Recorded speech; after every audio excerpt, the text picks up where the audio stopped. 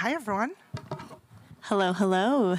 Thank you everyone so much for being here, taking time out of your busy class schedules to come see us. I'm really excited to facilitate this interview for you here today. Funny enough, I actually had the opportunity to see Andreea when I was a student at South by Southwest with Josh in this amazing program. So I'm super excited. It's a very full circle moment for me, and I'm just really excited to dive in here. So yeah, I was curious if we could sort of start by sharing a little bit about your background and how you arrived to your position of CEO of Tunecore. Yeah, so got a little layup there earlier. It was not a straight path. So let me start with, actually, since there's a lot of students in the room, I did not know exactly what I wanted to be. And I did start off as a psychology major, then moved to, because I'm super creative, I was like, okay, I'm gonna be an interior designer. And then when I took a sociology class that was about colors, I was like, okay, this is way too arty for me. And then I realized that I needed to combine my interest of being very right-left brained and landed on marketing, which has been amazing and totally probably my superpower because I love to geek out on data. At the same time, I totally understand the nuance of brand and how to make people feel things, and bringing all that together has really been just such a joy and fun part of what I get to do every day. And I'll share this because there's students in the room. So when I first started to look for a job, I actually applied to over 50 ad agencies in New York City. And this was when you had to do it by mail. And so I got rejected from every single one. And I finally got my foot in the door to start working in the marketing department of the department store Lord & Taylor. I don't know if they had, did they have Lord & Taylor here back in the day? I think it was a very Northeast branch. And I ended up being there for over 11 years. And the only reason I got that job is because somebody didn't come back on their maternity leave, and I got moved from a temp to a full-time role. And the fun thing for me was that there was something called online shopping that was being developed. And I was the fourth person put into the team to launch our website. And then that became about a 7-year journey that we grew our business from 0 to a $400 million business in 2 countries across Lord & Taylor and the Bay. And what I learned is I love fast-paced companies. I also learned that I love digital. And I got to apply, essentially, business acumen with art, and that was super fun. And finally, fast forward to the end of sort of that chapter, I just, there's something that happens when you hit 10 years and you start thinking about, okay, I know that anything I'm gonna work on is gonna be something I'm gonna put 200% of myself into, because I'm just one of those people. And I just want that to add up to more. And for me, I didn't know what that was gonna be. I didn't actively seek out music. Most of the time, when you are in a particular industry, you build your new role with your network. And if I was moving to a new industry, I didn't have a network. So I set a very wide net in addition to working with recruiters. I also just was applying to jobs on LinkedIn, and I ran into this job to run marketing at this company called Tunecore. And I was like, I don't even know what Tunecore is. Let me look this up. And I was just so struck and inspired by what the company represented, because essentially, and again, this was new for me, coming from a totally different space, that here are these musicians that can come to a platform and be able to put out their music, and they can be an entrepreneur of their own business, essentially, and rise based off the merit of the music. And I just really got behind that. It's the thing that inspires me still today. And I'm really excited. I really came in because of my marketing experience from e-commerce, and Tunecore is kind of a little bit of an e-commerce platform, so there was a lot of transferable skills. But what I loved most is that, in my 20s, I used to just love being in the indie scene in New York City. And, on a Saturday night, I'd be at CBGB's going to battle the bands. So fast forward a decade, everything has come online, and I get to bring my passion for music and the independent scene to now be able to help independent artists and help them grow. So that's kind of how I got to Tunecore as kind of a little summary, yeah. That's amazing. And to pivot industries like that is super cool. And honestly, a question I get all the time from folks is if they're looking to get into the music space, like, how do I sort of pivot industries? And I'm kind of curious what that was like for you to, hone in on your skills having had prior, but then lean into it from like a music perspective. Yeah, I think it's hard. I really was very fortunate that, just things lined up. So there's a little bit of luck that comes into it, but I think that if you focus on it, you can find those natural places where it can happen. I think for me, how do you show up and bring your external expertise into a new industry, leveraging that with an outside perspective and bringing those best practices from that other industry in. And so I was able to do that at Tunecore because I brought in all of the best practices for digital marketing, which, let me tell you, that first week I came in, I saw these emails. I've actually printed and kept some of them because they were that bad. They look like something out of the early 2000s, 90s even. They were horribly designed, really bad, breaking every best practice there was.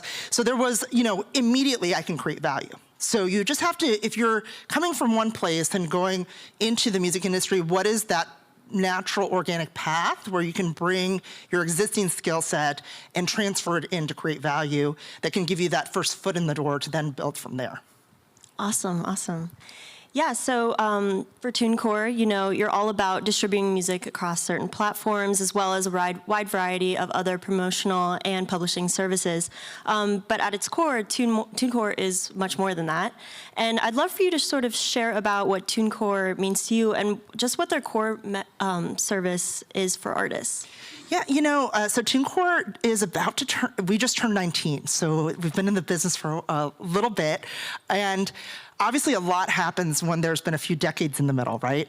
But you always have to go back to what is the company about, and what were you founded on and originally trying to solve. So if we go back 20 years, what Tunecore brought to the table to the music industry was a way for artists to put out their music without a gatekeeper. And be able to, and this will land with the students in the room, resume build. How do you start when you are just coming out of school and you don't have any experience to get that first job? It is because you need to start building experience. Today, do not sign artists. They sign audiences. So you have to build up your audience. And so we have been that for artists for multiple decades, and we're super proud of that. Some of the artists that have come through Tunecore that I'm super proud of that I'll mention. Number one, Ed Sheeran. So Ed Sheeran started shopping around his music to all the major record labels. No one was interested. So he came to Tunecore and built up his audience, and then was able to grow to a certain level to then essentially write his own, path and decide really what he wanted to do. Jelly Roll's another great example. He actually joined Tunecore the very same month I joined Tunecore in December 2015. And what I love is the very first product that I launched at Tunecore was a way for you to get automated advances based off of your historical performance. He was one of the very first artists that was using it. And so he became such a great example of exactly what we stand for, which was he was taking his existing performance on his music and then taking that money from his advances that we were using off his historical performance to re-inject and invest back into future music.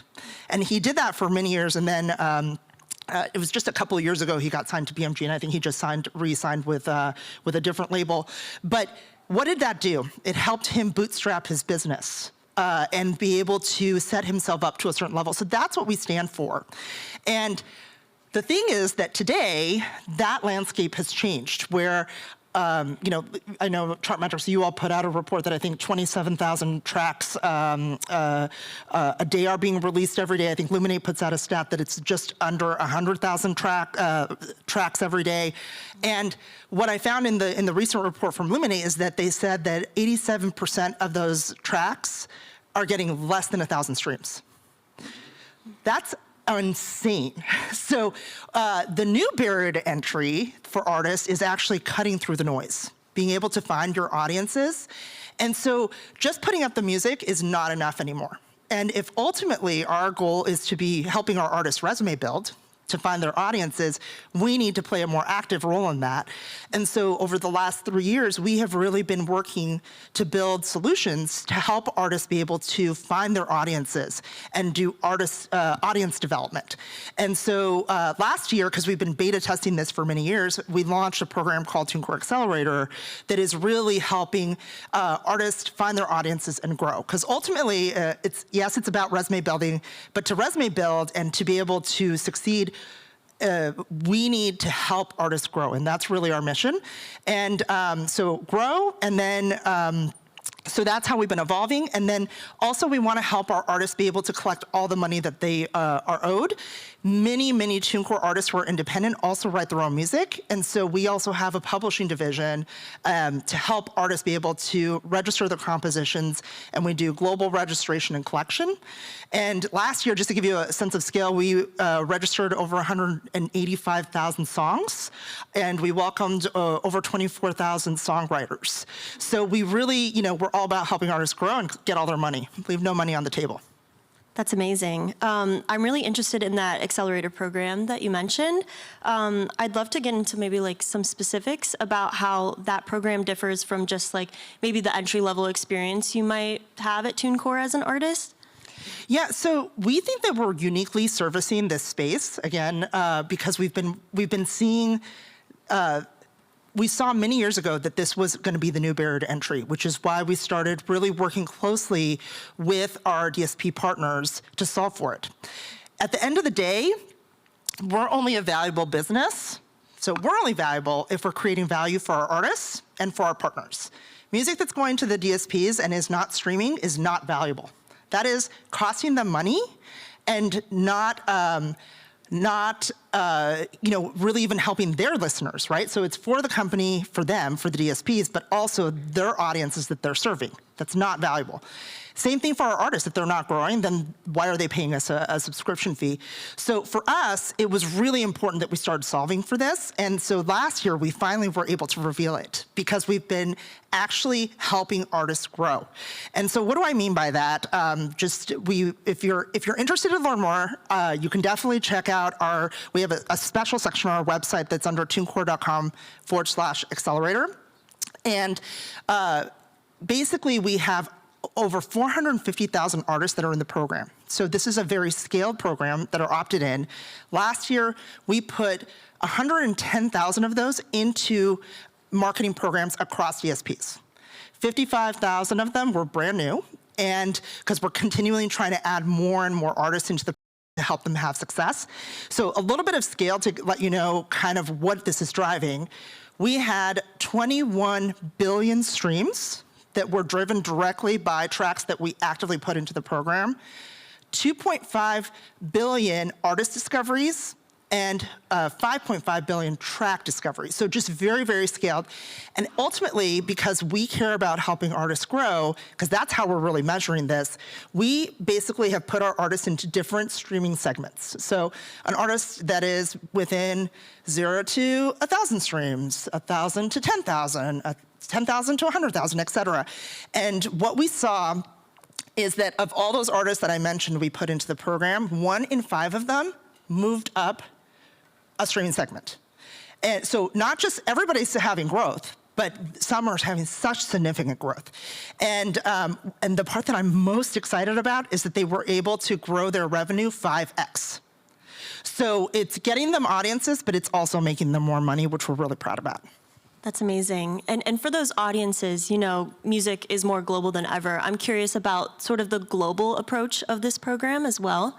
Yeah, so that's the part that gets really fun, is that, again, how we're working with the DSPs is saying, okay, we have this music, and it has an affinity for this kind of a listener. All right, well, that listener might be in your own geography, but it may not. So we've definitely had artists that were physically in India, but then found listeners in another market, or a US artist that started building an audience in the UK. And that's exactly, for all of the music executives that are in the room that actually do this, this is the dream, right? You want to find new audiences in other markets. It helps exponentially, one, with building those communities in other places, but then as you can tour, right? Because you're starting to build pockets of new listeners. So again, because this is just using technology to understand, okay, this is the kind of music that it is, this is the kind of listener it will attract, okay, we're gonna put it into these marketing programs that it can find these new listeners. So to just give you a little bit of scale, so in the US, again, the US streaming market grew about single digits, right? So in the US, tracks in the program grew 36% year over year. So that's just the US, and that's the lowest growth rate. In developing markets, like in Africa and in Southeast Asia, that number was over 100%, almost 200%. And then in more developed markets, but are international, like Germany, it was like 70, 80%. So we are just definitely seeing the music travel to be able to find global audiences, which is super exciting. Yeah, that's amazing. And just goes back to the importance of knowing your data as an artist, being able to identify where your audiences are. Are they, a few states over, or are they halfway across the world? So that's really amazing. And I want to go back you mentioned the barriers to entry for marketing yourself in today's digital ecosystem. And I'm curious, for artists that struggle in the creator economy because they want to be there for the music, what do you recommend for these artists as they're approaching these, these new barrier to entries, as you mentioned? Yeah, so it depends on where you're at as an artist. So an artist that is just starting out and you have less than 1,000 streams, you need to focus on making great music. That is your number one priority, is get the music to be amazing and put out lots of music. That's how you're gonna get better. And that's the priority, because that is a very, very important component, because as you're doing that, you are also building up some music that as you build up audiences, they can actually go listen to. So many artists that, hey, maybe they hit a viral moment on their first track, then the audience goes and listens what else they have. There's nothing there. So you don't have a springboard moment, you have a viral moment. So don't get discouraged when you are in those beginning phases. You really do need to focus on just making great music. And to the ones that are, they're doing this for the music, that's great. You should just focus on that to start, and start getting familiar with the promotional tools. Do not be afraid to experiment. That is the number one advice I give to artists. Get familiar with TikTok. Guess what? The TikTok algorithms, you can post 10 times a day, because the person that is seeing, not everybody is seeing your post. How the algorithms work is that they kind of hold back certain audiences from seeing certain things. And so post a lot, experiment, figures out what works, and be very free with that, because that's how you learn. So that's what I would say when you're first starting out, because you do need to start getting that spark to happen. And that comes from making great music and then also starting to build an audience.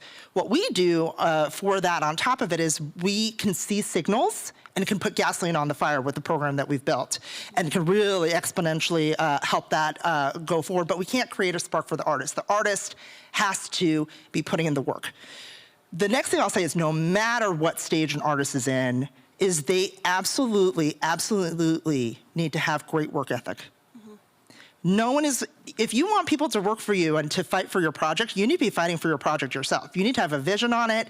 You need to be very familiar with what it is, what it says. People aren't gonna do that for you. This is your art. You need to be actively involved in it and putting in the work. There isn't this, oh, I'm just the musician. So that's super important. And then as you hit a certain level, so if you are between, say, earning 1,500 to 50, maybe 100K, you really need to start thinking about building a team around you. So that's super important. Quality of team around you is a very, very important component. One, if you're gonna stay an entrepreneur and do things, you need a partner to help you with this. So probably you need to look at your first person you're gonna hire is gonna be a manager. And then definitely start really shopping around to get a good entertainment lawyer that can work on things for you. And that would probably be the first two you need to be looking at. But if you're gonna go entrepreneur, you're gonna need that. You're also gonna need it if you wanna get signed. Quality of team becomes a decision factor if you get signed. Because if an artist is not disciplined and they don't have a quality team around them, they're not ready to move to the next level. So these are important steps. So, this is the advice I'm giving for the different phases. And then if you're already a big artist, you need to just stay super involved on the business side. Do not check out. You need, again, that thing I said earlier, no one's gonna fight for your project like you are. And the best artists that I see that are the most successful are super engaged in the business side. And they understand their business better than anyone else.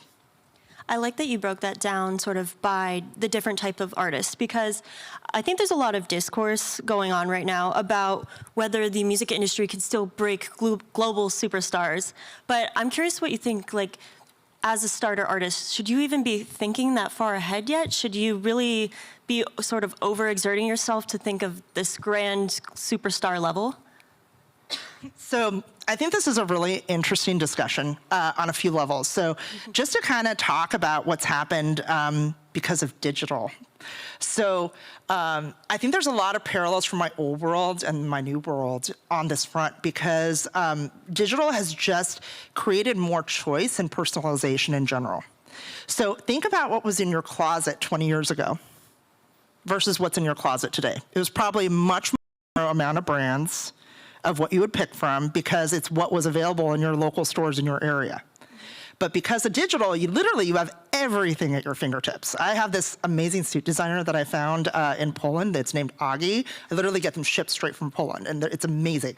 You can really get to your micro taste. That would have never been possible for me 20 years ago. And so the same thing has happened with music, is that everybody can have personalized tastes. There is not a record store shelf it needs to live in. And you can now get there's so many subgenres, like alt pop. I mean, those are really basic. There's like every kind of subgenre there is. So what that has done is that it's fragmented the market. So just like how there's not gonna be any more giant retail brands probably in the market like there used to be, there was your Ralph Lauren's, you had your et cetera, you have much more niche brands in retail. Same thing is happening with artists. But there's an exciting part about that. I think Spotify does a really good job highlighting this, of what the work that they've done in their Loud and Clear report, where they share that from their own data, they can see that the artists that have earned 1 million streams, 100,000 streams, and they've earned $1 million, $100,000, and $10,000 a year, have tripled since 2017. So that is more artists that are making money and a living from their art than ever before. But you're not gonna have quite as many global superstars. Will there still be some? Maybe. I mean, we're seeing kind of the next cohort of artists coming up right now with Sabrina Carpenter. I think it's possible. Are they gonna hit the Beyonce-like level? I don't know. The Madonna level? Will they still be there iconically for, decades to come? I guess we'll see. But you can still make it pretty big. Totally, yeah. Quick reminder, if you have any questions, we're probably nearing towards the end, so just put those into the app and we'll get on those soon. But yes, this new cohort of artists, and I think what's really amazing is, a lot of them are women, and you see these female superstars, and it's really exciting. So sort of shifting to this topic, I'd like to chat about where the industry is going in terms of gender equality and DEI. This month, Tunecore actually released their Inclusion in the Music Business report in collaboration with Believe and USC Annenberg. And one key finding was that at 37 major and independent companies, 84.2% of the top leadership positions were held by men. In comparison to 2021, there was no increase in the percentage of senior executives who were women, people of color, or women of color in these roles. In fact, the percentage of underrepresented top executives decreased. So this is a pretty loaded stat. Andreea, as a woman in leadership, how do you even begin to sort of dissect something like this? Yeah, and I think that the topic of DEI is an interesting one in today's climate, right? And if we think back to 4 years ago, everybody was super on the DEI bandwagon, which is when the last report was actually put out, right? Mm-hmm. And everyone got ahead of DEI, and they were doing all these initiatives. And then we look at the stats, and this is why we sponsored the study, was we have to just check ourselves. Like, how are we doing? The same way I check my P&L to be like, hey, we did all these initiatives, are we growing? You know, same exact principle applies here, is like, we said we were doing all these things, there was a lot of money that was invested in programs, are we moving the needle? And the answer is no. And my view on this is kind of the spirit by which these DEI experts were hired, because a lot of companies like, oh, we'll bring in somebody as an expert. The problem with that is that those individuals have great ideas, but they need support to implement them. And that only comes when you change how you run as a company. And just to give you a little bit of comparison also, I'll share my numbers, and they're imperfect, but they're a work in progress. So what do I control? I can control who is in my executive team pretty easily. And I just, we have 50-50 representation, and it does take work though. Basically, when we have open roles, what we try to do is say, okay, we're opening this role and we are going to stack it with qualified candidates that have diverse backgrounds. And we will always, always, always hire the best candidate. But we want to set ourselves up to make the possibility more likely than just picking someone easily off the network, which is often a little more stacked with men, because they are the ones that have been in the music industry longer, given where we've come from. So that's just the reality. But we want to create the opportunity to have qualified candidates that are from more diverse backgrounds for the opportunity. So that's the representation I have on the executive side. And then within the total company, Tunecore has a little over 300 employees globally, and we are at about 44% women. And it's really challenging for me because I'm also a music tech company, and most engineers are also men. So it's a little bit of a double whammy in, kind of running into the wind. But the way I've been able to even get to that, and that's been a work in progress. We were 4 years ago at about 38%, right? So we've just been working at it, and number one, making sure that we are evaluating how we're doing our hiring practices, and same thing with our internal review practices to help team members grow from within, so that we're also developing our talent. And what we do around that is, again, and I'm using all this as an illustration about how you do it properly, and not just something that's tokenism and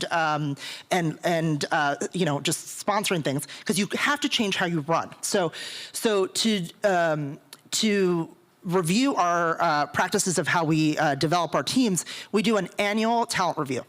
So we make sure that we look at our succession planning within the organization. So all of the leaders in all the departments will then look at, okay, who is high potential and driving high impact? Who is really kind of at where they need to be, but they have more room they can grow? Okay, what are we doing about that? How are we putting them into coaching or giving them exposure on certain projects? And it's a very deliberate effort that we do to make sure that we are growing our team members from within. And we do this any gender, all roles across the whole company, and it's something that all the leaders of every department do, and then we review at the very senior level to make sure we have our pulse on it. So that's what we do there, and then we do also look at, because this one's super important around pay, is that we do leveling for all roles in the organization very actively. So we say, okay, you are a product manager. A product manager in New York City is paid this at the entry level, this is the target, and this is at max. And then we look at, okay, where are people sitting in their bands? And if people are out of band, we correct it, no matter the gender. And we make sure that nobody is sitting out of their bands, and make sure that we have team members that are in the same roles in similar pay kind of within the scale. So, but this is changing how you run. It's not putting someone who's running DEI and then doing some like training, and all that's important. We do that too, but you have to change how you run, and that's how you really change the representation in the company. And my view is, and I'm gonna speak to this very strongly, is that some of the criticism that has been put out there about DEI is because some DEI has been implemented poorly. And what I'll give a great example is that for me in my role, I moved into my role 3 years ago, I would never have wanted to be in this job because I'm a woman. That is a disservice to me. It's a disservice to my team, a disservice to my artists. But I also, and this is the really important part, is that I don't want to have worked 2 times harder than a male counterpart to get into this role. And that's the difference. We do not want tokenism. It's the opposite thing of what we want. We want to earn our seat to the table. At the same time, we want to also be treated equally. Amazing, amazing. Well, as we wind down time here, I'm just going to head over to some of the Q&A here. Let me just browse through here. So someone asked, why is Tunecore the best distribution service compared to others, such as DistroKid? Love to answer that question. It's a little bit of what I talked about before. So again, it depends on what you're looking for.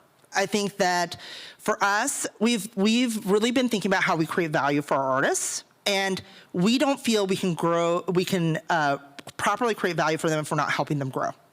And that's our priority. And Tunecore is the best place for artists who want to make music their plan A. So, and what do I mean by that? Because we've had to make some very concerted efforts. There are a lot of artists that are out there and they're doing it for fun.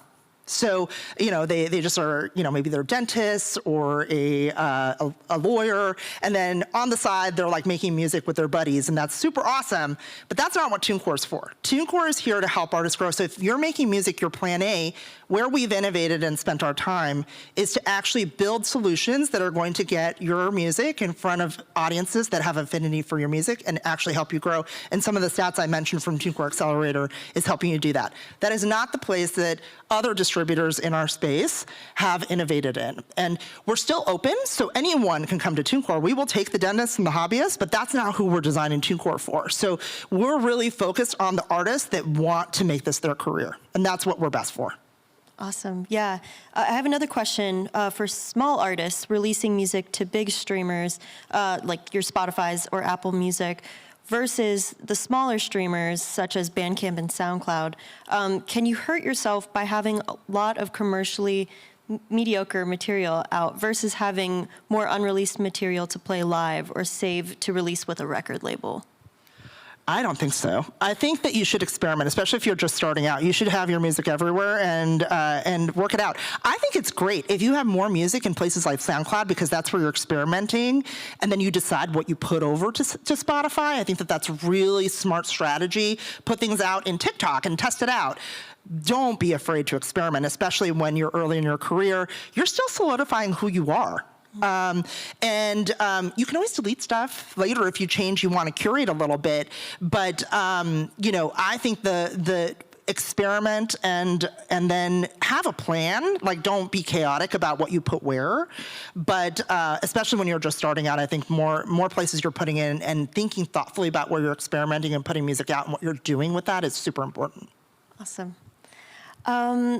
This question is really awesome. How did you establish yourself as a woman in the industry? And do you have tips for young women aspiring to have roles in a male-dominated field? Yeah, so I love this question. It's a little bit of a tricky one for me because I came from retail and I had a really fortunate experience that in my early years of my career, I just saw women around me everywhere. And when I came over to Tunecore, I almost didn't even notice. And I was like, I'm just gonna do me, and I'm going for it. It's a little how I'm wired too. I've always been that way, as I kind of don't worry about it and just go. And so I understand the spirit of that question because I talk to many women who feel like, oh, I'm out of place. I'm sort of the odds and ends here. But odds and ends are interesting. And so my advice is that be bold, don't be apologetic, be you. Don't be afraid to show your voice and who you are and be authentic. Build a community of like-minded individuals. I think that it's really important to have a peer group. I think I'm feeling this a little bit right now because as you move up to the top, nobody understands what you have on your shoulders. And I'm finding a lot of benefit spending time with other female CEOs who have to wrestle with these things, and male CEOs. It's all in there.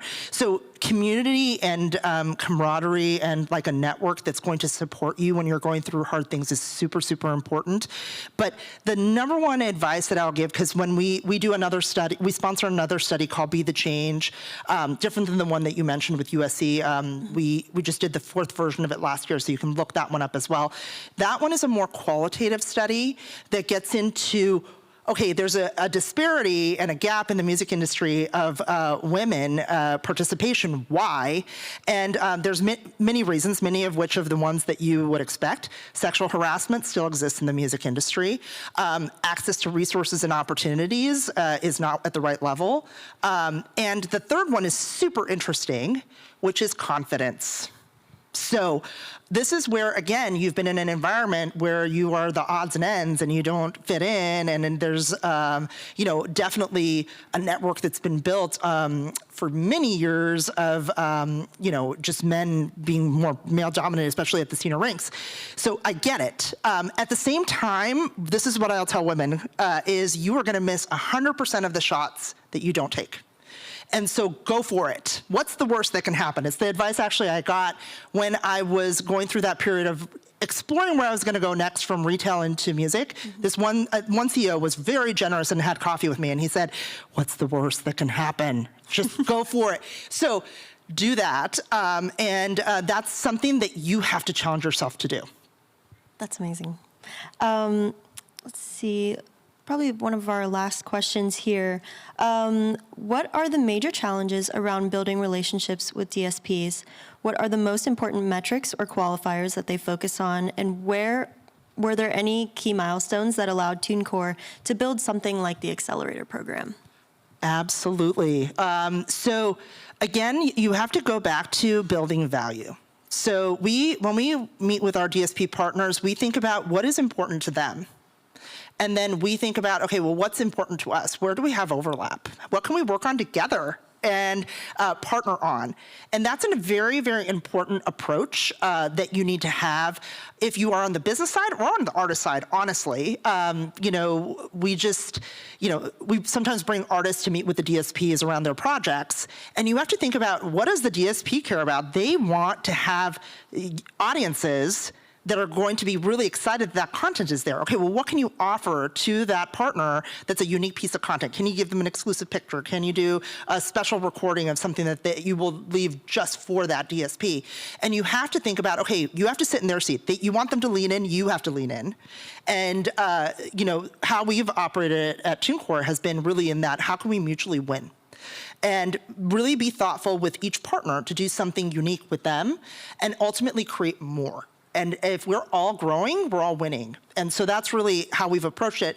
And that's really how we've gotten to Tunecore Accelerator, is that we said, hey, you all are very interested in who's on the rise. It's the #1 request. I go to meet with all the DSPs in all of our global markets, and the #1 request is like, who's rising? And so they are very interested. So we said, let's operationalize this, let's productize this so that we can actually be taking those signals and doing it at scale. And so that's how Tunecore Accelerator came to be, is because at the end of the day, the DSPs don't want content that is not getting listened to. But there's artists, amazing artists that are sitting in there, and they look just like everyone else. How do we get those signals to be able to then take the music that is resonating with listeners and put gasoline on the fire? And that's how Tunecore Accelerator came to be. Amazing. So you think we have time for one more, or? Yeah, let's do one more. Cool. Let's do it. All right. You mentioned helping artists with licensing. Does this extend to sync licensing as well? Do you help with placements in this realm? Yes. So a little bit of nuance there. So again, we have a publishing business, and the main thing that we do there is we register the songs and do global registration and collection. For sync specifically, it is some of our artists who we collect publishing for don't want us representing their sync, and So we will do it additively on where it makes sense. So, but it is not the core thing that we do, and we do as a specialty. Tunecore is a part of the Believe group, and a part of Believe is Centric. So Centric is has additional services that if you are a more advanced artist, then they get much more into servicing sync at a much higher level. We have a whole team in LA that meets with music supervisors regularly. The great thing that we have as a part of the Tunecore platform is that if you are on Tunecore, you become instantly eligible to be seamlessly moved into those higher tiers of service, both on the sound recording side within Believe, if you need more services, and then also on the publishing side through Centric. And so we're really proud to be able to make that a very seamless, easy experience if that is something that an artist is interested in, and if they're at the level that would make sense for that level of service. So yes. Awesome. Well, I think we are at time. Just want to say thank you so much, everyone, for tuning in to this interview.